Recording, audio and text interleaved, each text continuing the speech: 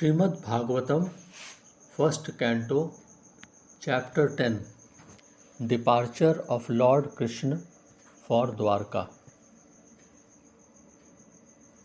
Shaunak Muni asked, after killing his enemies who desired to usurp his rightful inheritance, how did the greatest of all religious men, Maharaj Yudhishthir, assisted by his brothers, rule his subjects? Surely he could not freely enjoy his kingdom with unrestricted consciousness.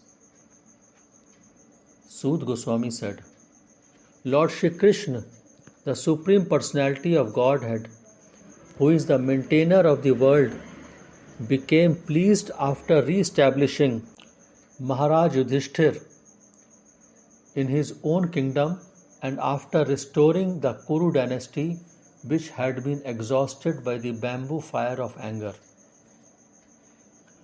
Maharaj Yudhishthir, after being enlightened by what was spoken by Bhishma Dev and Lord Shri Krishna, the infallible, engaged himself in matters of perfect knowledge, because all his misgivings were eradicated. Thus he ruled over the earth and the seas and was followed by his younger brothers. During the reign of Maharaj Yudhishthir, the clouds showered all the water that people needed, and the earth produced all the necessities of man in profusion. Due to its fatty milk bag and cheerful attitude, the cow used to moisten the grazing ground with milk.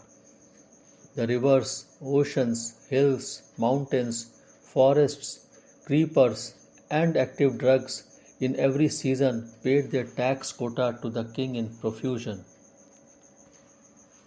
Because of the kings having no enemy, the living beings were not at all any time disturbed by mental agonies, diseases, or excessive heat or cold. Shri Hari, Lord Shri Krishna, resided at Hastinapur for a few months to pacify his relatives and please his own sister Shubhadra. Afterwards, when the Lord asked permission to depart and the king gave it, the Lord offered his respects to Maharaj Yudhishthir by bowing down at his feet, and the king embraced him.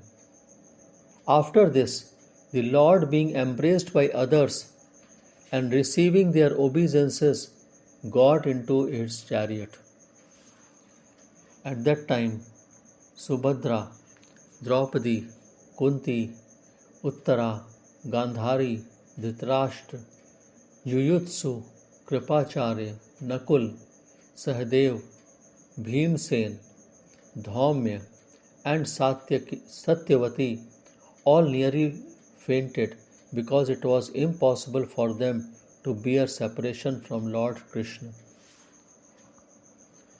The intelligent, who have understood the Supreme Lord in association with pure devotees and had become freed from bad and materialistic association, can never avoid hearing the glories of the Lord, even though they have heard them only once. How then could the Pandavas tolerate his separation, for they had been intimately associated with his person, seeing him face to face, touching him, conversing with him, and sleeping, sitting, and dining with him. All their hearts were melting for him on the pot of attraction. They looked at him without blinking their eyes, and they moved hither and thither in perplexity. The female relatives, whose eyes were flooded with tears out of anxiety for Krishna, came out of the palace. They could stop their tears only with great difficulty.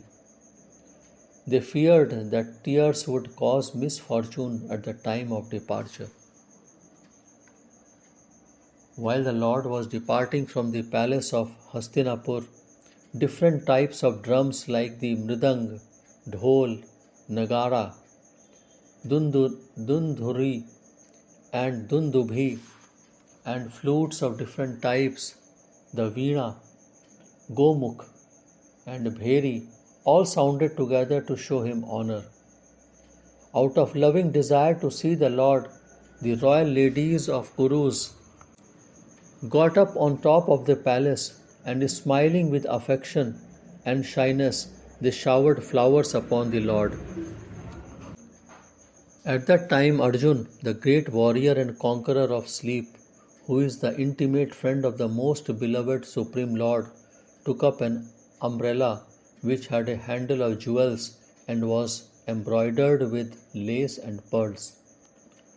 Uddhav and Satyaki began to fan the Lord with decorated fans, and the Lord, as the master of Madhu, seated on scattered flowers, commanded them along the road. It was being heard here that there that the benedictions paid to Krishna were neither befitting nor unbefitting, because they were all for the Absolute, who was now playing the part of a human being. Absorbed in the thought of the transcendental qualities of the Lord, who is sung in select poetry, the ladies on the roofs of all the houses of Hastinapur began to talk of him. This talk was more attractive than the hymns of the Vedas. They said, "Here he is, the original personality of God, as we definitely remember him. He alone existed before the manifested creation of the modes of nature, and in him only, because he is the Supreme Lord, all living beings merge, as if sleeping at night, their energy suspended." The personality of God, again desiring to give names and forms to his parts and parcels, the living entities, placed them under the guidance of material nature. By his own potency, material nature is empowered to recreate. Here is the same Supreme Personality of God, whose transcendental form is experienced by the great devotees who are completely cleansed of material consciousness by dint of rigid devotional service and full control of life and the senses. And that's the only way to purify existence.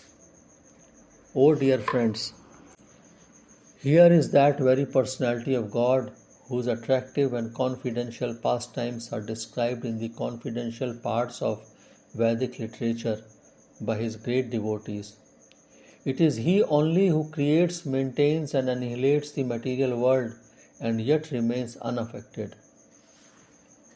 Whenever there are kings and administrators living like animals in the lowest modes of existence, the Lord in his transcendental form manifests his supreme power, the truth positive, shows special mercy to the faithful, performs wonderful activities, and manifests various transcendental forms as is necessary in different periods and ages.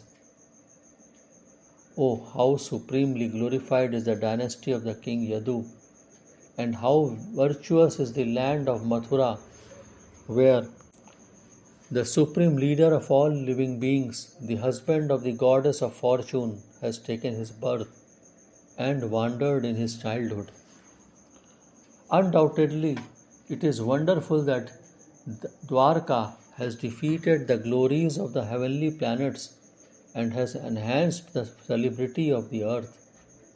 The inhabitants of Dvarka are always seeing the soul of all living beings, Krishna, in his loving feature. He glances at them and favors them with sweet smiles.